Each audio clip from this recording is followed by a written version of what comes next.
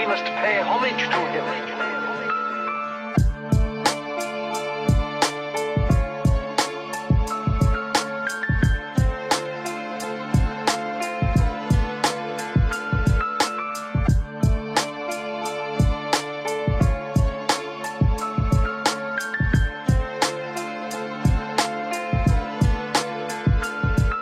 All right, so currently reporting from Hustler once again, where today we're doing like a music video thing. So we're refilming the intro today. They dragged me out here to make a fool of myself. All these chips are just a prop, you know, but they're real chips. Anyway, the reason I'm checking in today is to go over a couple of sessions I played last week, Thursday and Friday. Thursday, we played like a crazy, weird bounty game. It's a new thing they're doing here at Hustler. It was really odd, but here are the rules so you can kind of get an idea of what was going on. I don't fully understand it myself. All I know is it was like a 10, 20, 40 game on crack where, you know, you could win all sorts of extra money if you do the following things. It turned out to be really fun and I had a big result. So let's go over those hands first. After that, we're gonna jump into Friday's game, which was a typical high stakes Friday. That was also just an insane night for myself. You guys will see what I mean in a minute. That's enough gibberish. I'm gonna go film some Hustler music video. You guys enjoy the hands and I'll check in with you guys right after.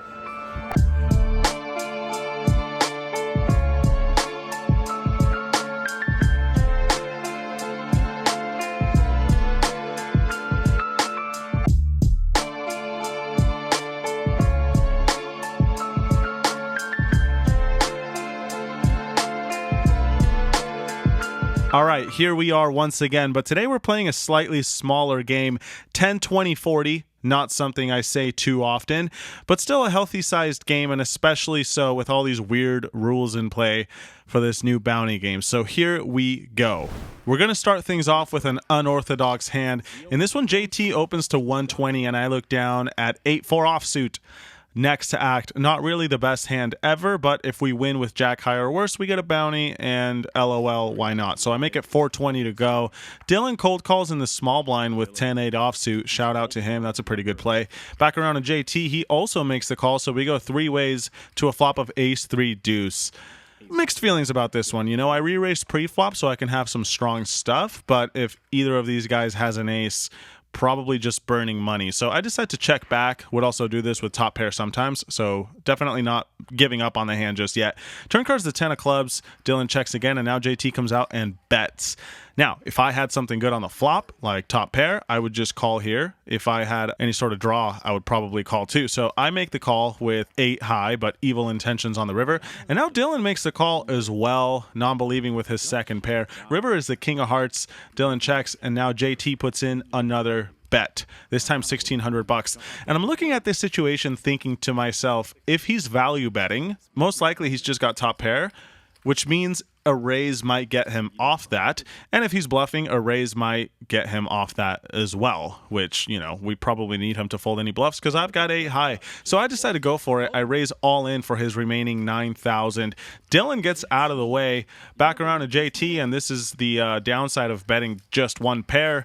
When you get put all in, you're not really sure what to do. On one hand, I haven't played my cards like I've got the strongest holding ever, but on the other, what bluffs could I possibly have given this situation? I think I could easily be playing hands like King 10 suited, pocket 10s, ace king, maybe 5-4 suited, probably not. I'd bet the flop, but you guys get the idea. All sorts of strong hands that I could have in this spot, and it's just no fun to have top pair, no kicker now for JT, so I don't blame him for thinking about it for about 5 minutes. And then finally, folding. That is a good result for me. Not only do we win the pot, but we get to win the jack high or less bounty, and also some other bounty that was in play. I can't even remember at this time, but either way, a good result after what could have been a total disaster. In the next one, we are once again going to be battling versus JT. In this hand, I put on the double straddle, gets all the way around to him, who calls the additional 80. So I'm in the 160 and look down at King 4 suited. A pretty good hand, so I think it's worthy of a raise versus just a limp who's out of position. So I make it 660 before JT puts in the old limp re-raise. Credit to him for doing it with a bad hand. People usually make this play when they've got very strong holdings, but he's got 9-5 off and decides, I'm going to outplay this vlogger on my left. And I can't blame him. That might work sometimes, but in this case, I've got a suited king and position, so I make the call. Let's see a flop. Let's play some poker. We're both pretty deep for a game this size. Off to a flop, which comes amazing for my hand. It's king 5-3 with 2 clubs. I've got top pair and the second nut flush draw. JT puts in a bet of 1,500, and despite my hand being pretty awesome, I don't really think a raise accomplishes much. We fold out his bluffs and probably just get called by hands that are ahead of mine if I do raise. So I just call, and we see the 9 of spades on the turn. Looks like mostly a brick to me, but then again, that means JT turned the most disguised 2 pair of all time. He continues betting, 5,500 this time, and the situation's getting a little dicey. He could have aces, could have ace-king, could have king, queen, or really just any king is probably going to be better than mine. So for reasons similar to the flop, I don't think a raise accomplishes anything. I know some people like to go crazy when they have a pair and a flush draw, but sometimes that just doesn't make a whole lot of sense, at least to me. So I call in position, looking to improve, hopefully on the river, assuming that I need the help. And sure enough, we get what the doctor ordered. It's the ace of clubs, giving me the nuts in a huge bloated pot. Not something I've said very much at all in recent vlogs. In fact, it feels like months since I've had the stone cold nuts in a huge pot. Granted, this isn't the biggest game ever, but I'm not going to complain. Especially so when JT announces all in. I double check that I have the nuts and call right away. Show my cards as well, not really interested in making players show the losing hand. And just like that, we're going to be winning an over $40,000 pot in a 10-20-40 game. Not bad at all. We're off to a hot start. All right, if you're still not impressed with any of these hands, get ready to learn something. In this one, there's a bunch of limps, and I make it $300 with king 3 offsuit. Seems pretty standard. Dylan lays the trap by cold calling in the small blind with 9-7 off, and then Karan jams all in from the big blind. He's got ace-8 suited. Probably thinks it's the best hand at the moment, and he's not wrong. Back around to me, and of course, with a monster like king 3, I am going nowhere just yet, so I call Karan's all in. Jokes aside, he's a good buddy of mine. I'm happy to give him action in a pot that's not too massive. And also, if he doesn't have a pair, how bad can it really be, right? Well, this is where things get a little weird because I forgot Dylan was laying in the weeds with his old 9 high. He calls again from the small blind, which means we have a 3-way pot, but Dylan and I have side action since we still have chips behind. So we go 3 ways to a flop, but we're playing heads up at the same time, if that makes sense. King 10-8 all diamonds. That's top pair for me. Dylan checks it over to me, and he's only got like 7K behind, which is around the size of the pot. And I figured, well, there's plenty of worse hands that might call. Pair plus straight draws, pair plus flush draws, open-enders. There's all sorts of draws available, so whatever. I'm all in. And now Dylan thinks for a bit and decides the hell with it. I'm here to gamble, and my 9-7 has paid off as I have flopped myself a straight draw and a flush draw. So he makes the call. It's essentially a flip, but we end up holding against Dylan. Turns an 8, river's a 9. We beat his hand, but Karan has turned himself 3 of a kind, which means he gets to the main pot, but we win a side pot. When it was all said and done, I think I either lost or won a few chips, but this hand was pretty funny. Typical example of why playing at Hustler Casino Live, you got to be tough, some of the best in the world here. In the next super fun hand of poker, there's a bunch of limpers before I look down at ace queen from the straddle. I raise it up to $2,000, just a standard $2,000 raise at a 10-20 game with straddles. Zio makes the call again on the button, but everyone else folds, so we go heads up to a flop, which is great. Queen 9-3 with 2 clubs. That means I've got top pair, top kicker, plus the backdoor nut flush draw. However, this is a wet board, and sometimes I would check out of position with weaker hands, so I think doing it with a strong hand here also has some merit. That's what I do. I check it, and Zio checks it back. Turn card is a 6 of clubs, and I think I missed a bet here. It seems like the right thing to just start betting now since he checked back on the flop, but I check it again. I guess it's not that bad, though. Zio checks back, and we see the 5 of clubs on the river, giving me the nuts. Of course, if he's got a club, he also has a flush, and probably won't fold if I put in a normal-sized bet. Don't want to go too big here, though, so I throw out $2,800, right around 2/3 pot, and now Zio's in a tough situation with pocket forwards with a club. But I think call is standard, and that's what he does. So we end up winning this nearly 10K pot. This hand was a little more normal than the rest, so I figured it was worth throwing it in there. Moving on to the next fun one. Once again, we have a bunch of limpers. These guys are all falling asleep at the wheel, but I've got king 3 suited. Time to spring into action. I make it $800 to go. Pretty standard raise. Washburn calls on the button with 6-7 off, and then Zio limp calls with queen high. Yep, that's the kind of game we got going on. Flop comes down king 7-3. That's top and bottom pair for me. Zio's got himself a flush draw. Washburn has middle pair. Just a monster flop for everyone involved. Zio checks. I bet 1600. Washburn calls since he's got middle pair. Can't blame him. Now Zio puts in a check raise to 5300. I, of course, I'm going nowhere just yet. It's just a question of do I want to raise again or just call. And considering that I have removal to a lot of strong hands, I think he's more weighted towards bluffs, like flush draws and straight draws, maybe some sort of combo draws. And with those hands in mind, I'd rather just call in position and let him continue to blast. Could also fold on unfavorable runouts from me. So I make the call. Washburn does not, and we see a good turn card. It's the 9 of clubs. Shouldn't change anything, and now Zio decides to slow down and check it after raising on the flop. Back to me now, and I think a bet is in order. Would be doing this with hands like 9-10 of hearts, or 6-5 of hearts. Could also have some random floats like Queen Jack of spades. These sort of hands that now decide to bluff after floating the flop. 9,000 into the pot. Zio thinks for a bit. I'm kind of expecting a check raise all in at least sometimes. If he's got a set or two pair, a better two pair than mine, so be it. The man is going to get all the chips. But instead, he decides to fold his flush draw, which is good for me because, when you win against a hand that has plenty of chance to beat you on the river, it can't be that bad, right?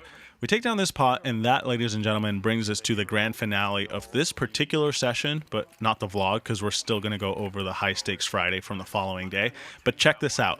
The bounties on this game, they're all over the place, but the main ones were winning 2, 3, 4, and 5 hands in a row. As you guys can see, if you win 5 hands in a row, you win all the bounty money in play, which is sitting right between me and DJ Washburn right there in the middle of the table. And we each pitched in 4,000 to start the game, which goes into that prize pool, if you will. Everyone said it couldn't be done. 5 hands is just too many for one player to win in a row. Well, I tried to do it, and let me show you guys how that went. All right, here we go. Hand number 1, there's a raise to 200, a re-raise to 600.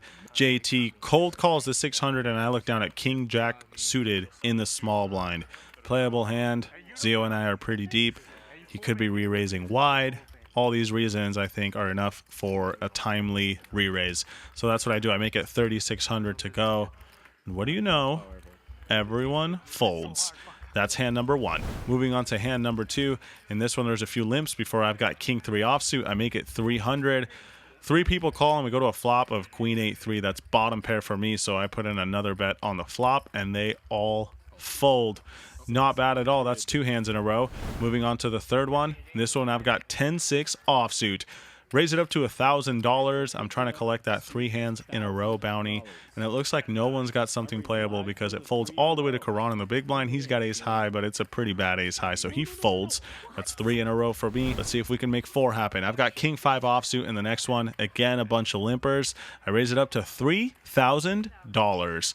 That's right. I'm going after those bounties. Washburn is all in for 6K. Now Jeffrey is all in for 1,500. This is going to be a tough one. I've got a trash hand, and I've got to beat 2 players, not just one. So there's 13K in the middle. Let's see if we can hit something, and what do you know? We flopped the second nut flush draw. That's about it. Turn card is the king of hearts, however, so now we've got top pair, and then the river is a brick. So I've got top pair on a dicey board, but it turns out to be good enough. That's 4 in a row for me. 1 more, and we win 5, all of it. That's a pretty sweet brag, if nothing else. So I look down at king 8 offsuit for the grand finale of 5 hands in a row and think 1,500 seems like a good number. So that's what I make it. Somehow Dylan folds ace 4 suited in the cutoff. Everyone knows I could be doing this with any 2 cards. That's an amount of respect that I probably didn't deserve, but that's okay. All the way to Zio now with jack 8 suited in the big blind, and he decides 1,500 ain't worth it. So he folds 5 in a row. It's been done.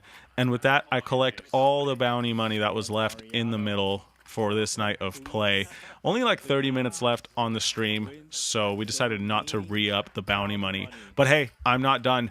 There's no prize for winning 6 in a row, but if nothing else, the bragging rights. You know what I'm saying? It's a rite of passage. So in this hand, I've got queen 8 of spades. I don't even remember how this one went down. It looks like there was a raise and a bunch of calls. I call, and we flop top pair. Queen 6-4 with a backdoor flush draw.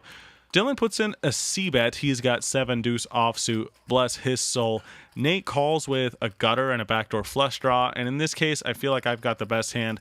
And sometimes mixing in a check raise with top pair apparently is a good play. So that's what I do. I make it 2,300 to go. Dylan folds his 7 deuce offsuit. Good discipline on his behalf. Nate is done with it as well. Tricky spot with 8 high out of position. So they fold, and we take this one down as well. 6 hands in a row. Can't say that every day. Winning 6 in a row is pretty tough. And unfortunately, there was no prize, like I said, for winning 6 in a row. But if nothing else, I slept a little better this night.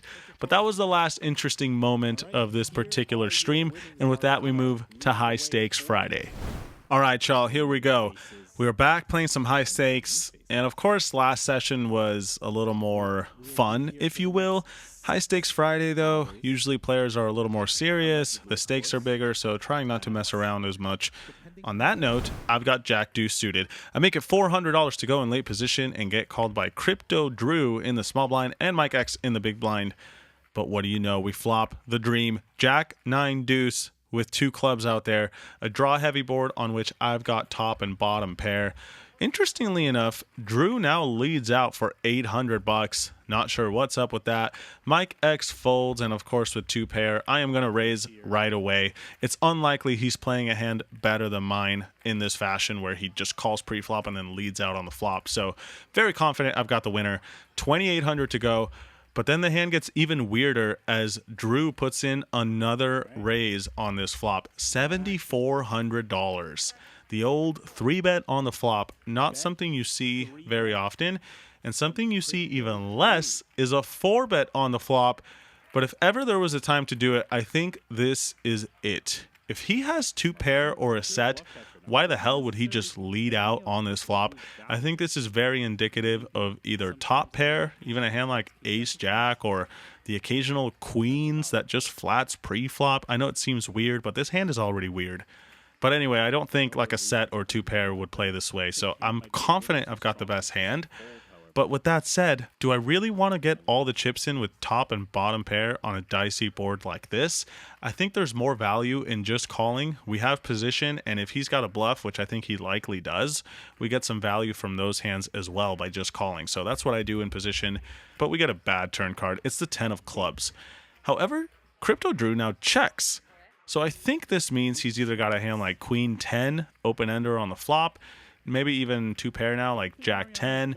He could also have hands like 10-8 suited, which are open-ended on the flop, or he could just be slowing down with top pair, like I said, on the flop. He might have ace-jack or something. So I think putting in a bet here has some merit. We protect against hands that have equity, like any club, pair plus straight draw, those sorts of holdings.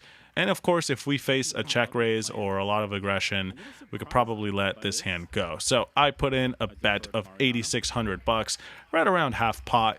Crypto Drew thinks for a bit and makes the call. Not loving the situation, but still kind of digging my hand. You know, it's still pretty good. But then the river is bad to worse. It's the 9 of spades. So now we're counterfeit. Just have a jack with no kicker. Well, I guess 10 is my kicker.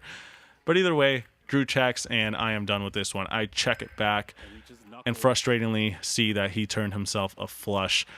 Kind of a bummer to have put all those chips in on the flop in good shape and then lose, but I guess that's gambling, right? It's how it goes. So not the best start to this Friday. Let's see if we can turn it around.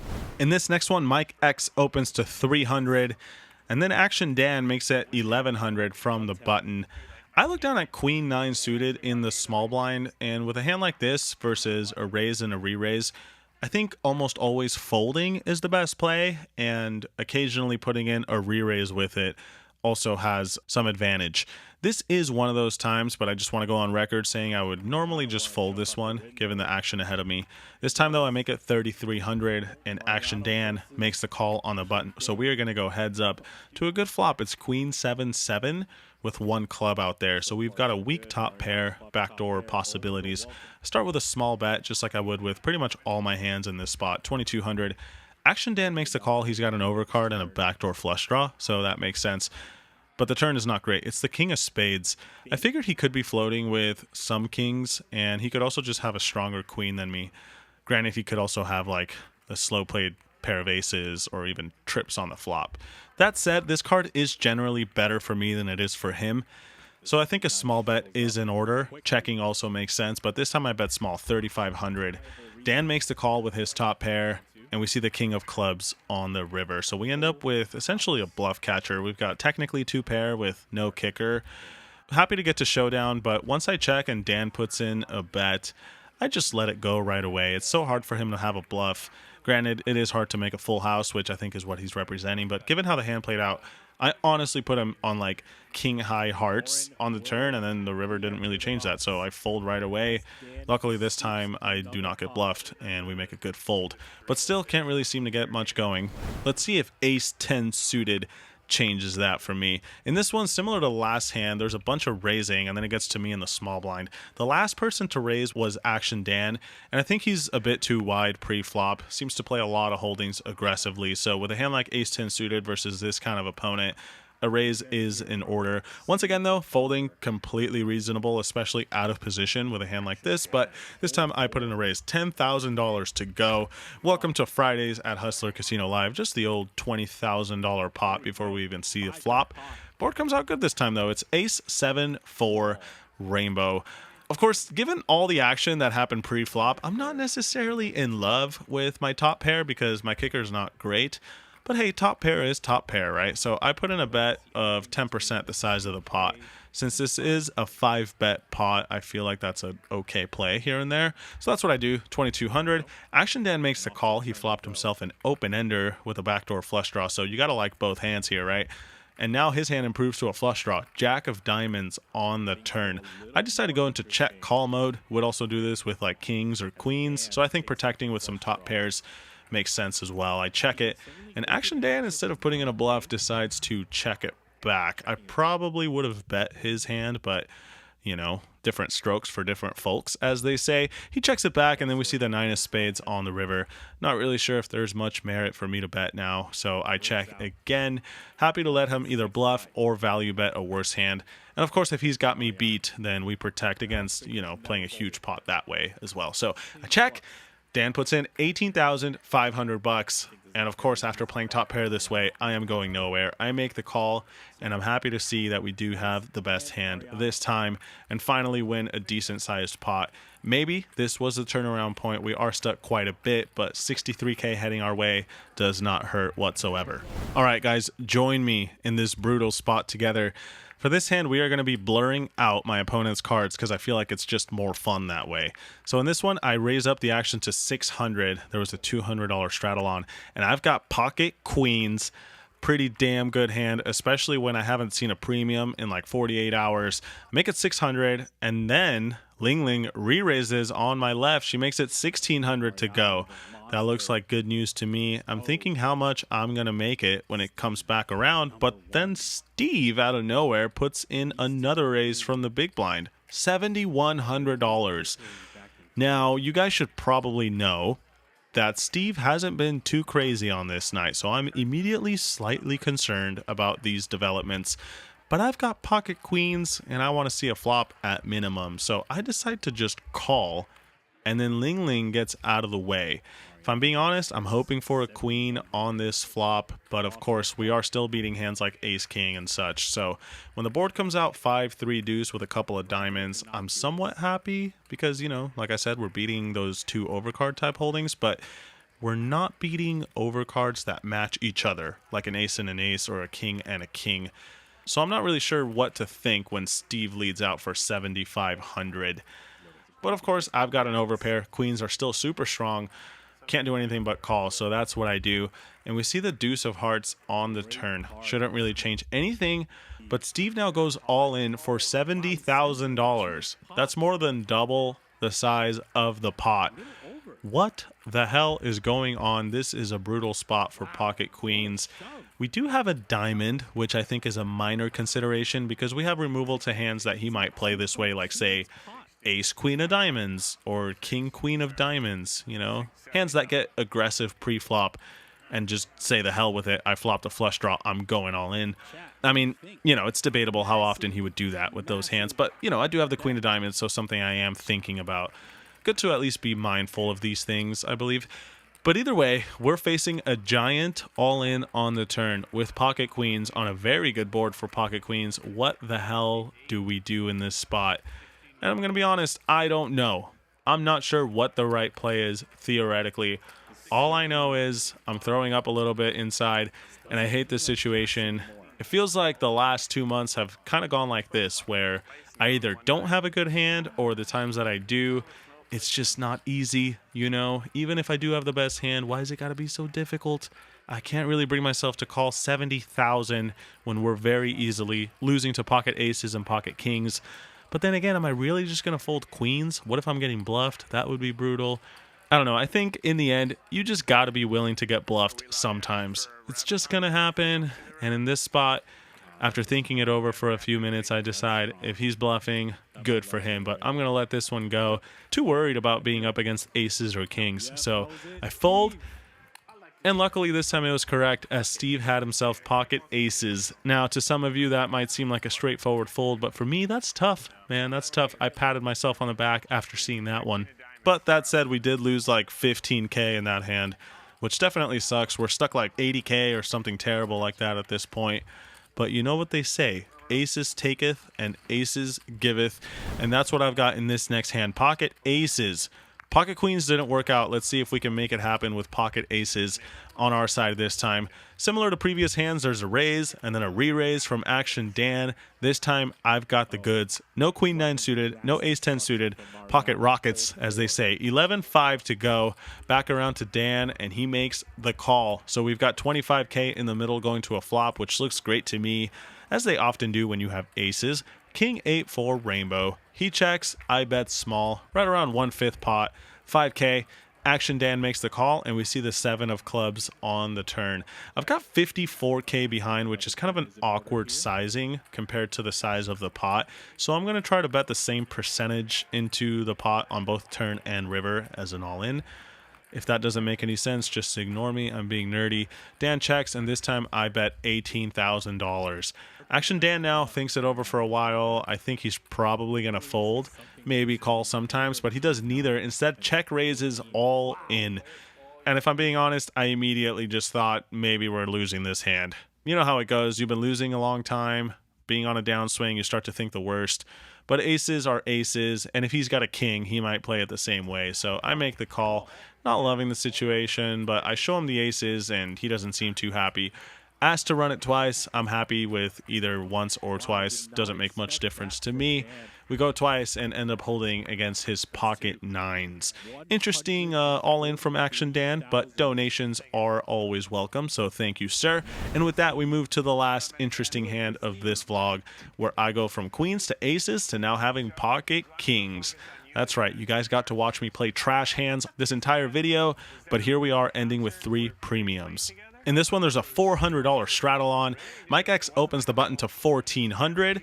And of course, I've got kings. Gonna be putting in a raise. I make it $6,300 from the straddle. Back around to Mike now, and he could either call or raise again, but he decides just to call, which I think is fine. And we go heads up in position to, not the best board ever, 7-6-4 rainbow. He could easily have sets, 2 pairs, and stuff like that. So this is a board where I would either check or bet kind of big on the times that I do bet. So this time I do size up when I bet 8,800, right around 2/3. Mike X makes the call, which seems like good news to me. Of course, we could be getting trapped, but if that's the case, so be it. We've got pocket kings and effectively don't have a whole lot of big blinds versus Mike X since the 400 was on.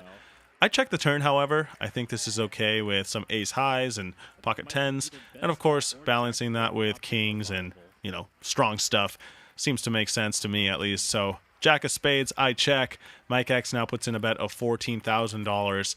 And I'm looking at the pot and his stack, and he's got like 50K behind, which is around the size of the pot. And I think going all in at this point is not the worst play ever. He could easily have pairs that are not going to believe my all-in, like, pocket 10s or pocket 9s. He could have hands that have a lot of equity, like 6-5 of spades or 6-8 of spades. He could even have hands like ace-jack once in a blue moon. you know, ace jack suited that flops 2 overs and a flush draw on the flop and then decides to continue and then hits top pair. Not too often, but you guys get what I'm saying. All sorts of hands that we're beating and could commit in this situation. When we don't get snap called, that looks like good news to me, because I did somewhat fear we might be up against a set or 2 pair or something like that, but seems that's not the case. Mike X thinks about it for quite some time and in the end decides to make a very disciplined laydown with pocket queens, which I guess is fair because I made a tight fold with queens earlier that paid off, and now Mike X does the same. So I guess that's kind of poker karma or whatever. Either way, this was a great pot to end the night on. Somehow we managed to get unstuck and end up profiting some money. So stay tuned for some final results and additional thoughts. As always, thank you guys for watching. Hope you enjoyed the hands.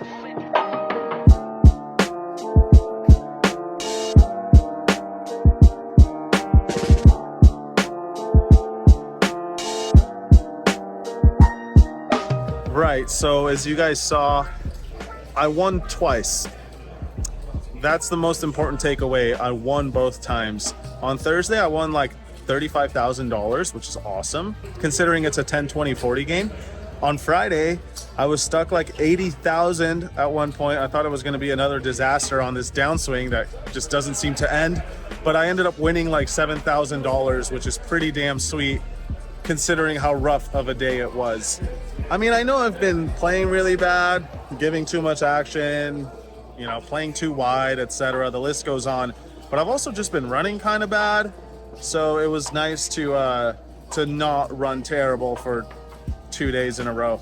Actually, on Friday, I didn't feel too lucky either. I feel like I did run not great. But anyways, I won. Can't complain. No one likes a guy who complains when he's winning. So with that, I'll sign off today. 2 sessions, 2 wins. Not bad. Not enough to make up for last week's disaster where I lost like 200K. But, you know, 40,000 or so back in the right direction is a good start. Stay tuned. The next vlog is going to be from Vegas, where I'm going this weekend. I'll be playing some poker, also taking my parents on vacation. And yeah, if you see me in town, say hello. If not, you know, I'll make a video from it and go over those fun Vegas hands. You guys always like the Vegas vlogs. This has gone on way too long. I don't think anyone is still here. No one cares to listen to me talk this long. So that's it for today, guys. As always, thanks for watching. Thanks for the support. If you gave this video a thumbs up, that's a good thing. You did your job. I'll see you guys next time. Peace.